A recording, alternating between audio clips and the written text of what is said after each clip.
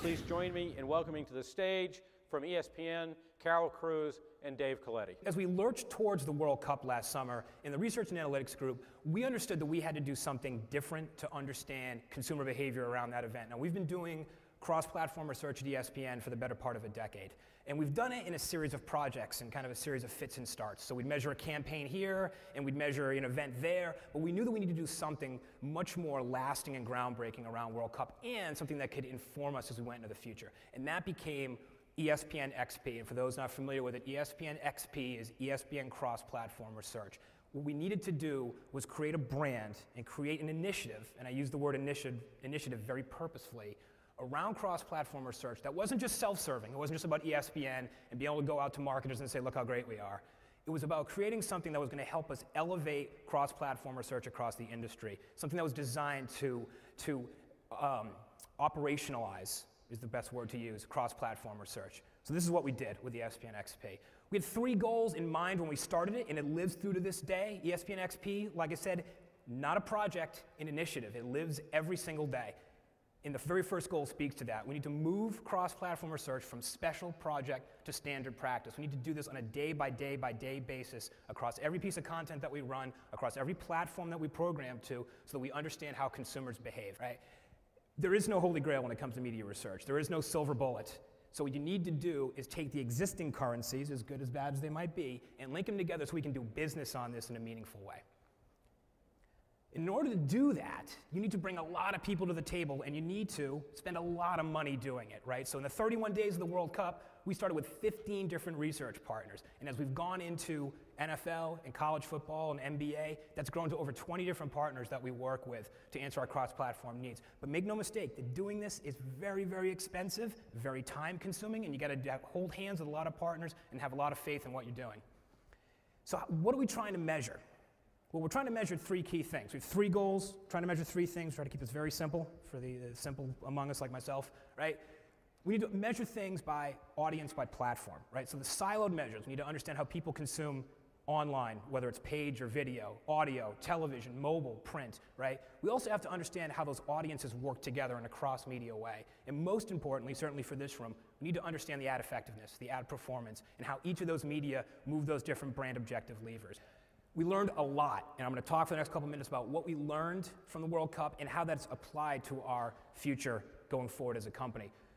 We had 6 big metrics, 6 big numbers up here, things that we learned through ESPN-XP, and I'll tell you one of these things is not like the other. You can guess which one it is. We learned that there was 161 million people who consumed World Cup content across some kind of ESPN platform over those 31 days. We knew that there was 3.3 million people per minute who were viewing a game when it was broadcast on ESPN television. And we learned that there was an 18% lift in that average minute audience for television that was being consumed in some kind of out-of-home location.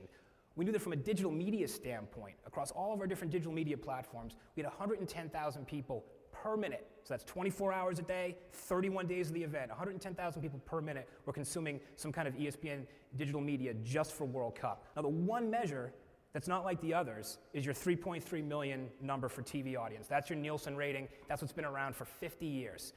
All the other 5 are something that we had to get at solely from our initiative, ESPN-XP. And why that's important is that these are the questions that we get every single day, and we had no mechanism to answer in a consistent way. XP gave us that ability. So what do we learn? What do we learn from ESPN-XP, and what have we learned going forward? We learned some key things. We learned that media behavior is all about new markets of time, right? It's all about the proliferation of devices and platforms that enable people to consume media in times and places when they never were able to before. Here's that in action. Our in-home TV audience, which I mentioned, was 3.3 million people per minute.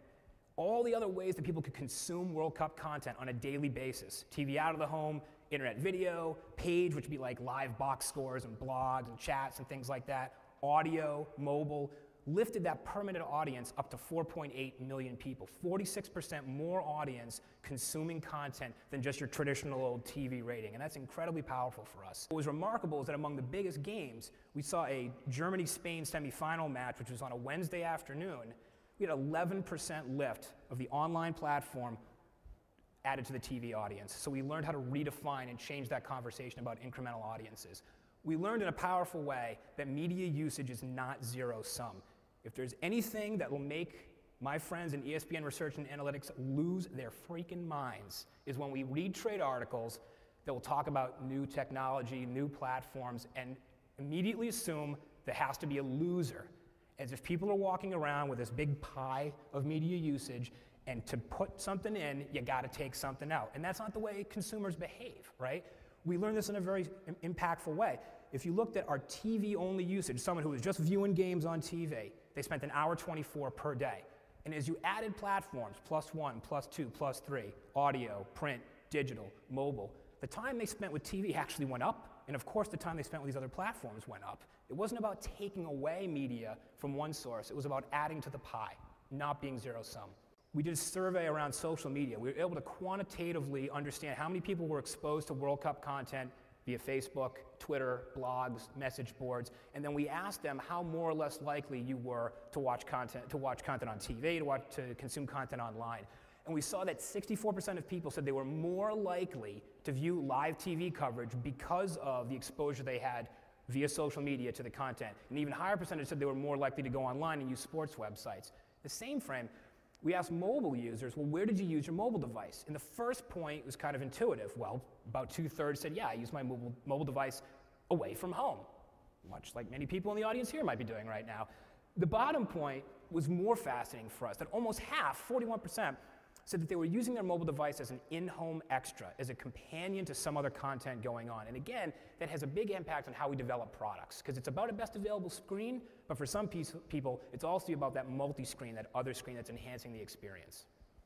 So from here, we're going to finish up on the science part of this with what we learned about ads. You know, we've heard the last 2 days a lot about multi-platform, multi-channel, but we really take it to heart. And again, we were really fortunate to have kind of that perfect storm. Games at 7 a.m., 10:30, 2 p.m. People aren't sitting at home and able to watch it on their big plasma screen. You know, fortunately, we help people out and provided great ways to do it at work. I know that George got several phone calls from CEOs saying, you know, you are killing our internal internet speed because everyone's streaming the games. Our productivity at work is plummeting and you're killing our internal internet. But guess what? By giving people a way to watch the games wherever they were, on their laptop, on their desktop computer, on their mobile phone, we were feeding that love of the sport. We also saw, as David said, that 46% of the viewing was done by those 26% of the people who were going multi-platform. Hugely successful. 22% of ESPN viewers tried a new medium during the World Cup.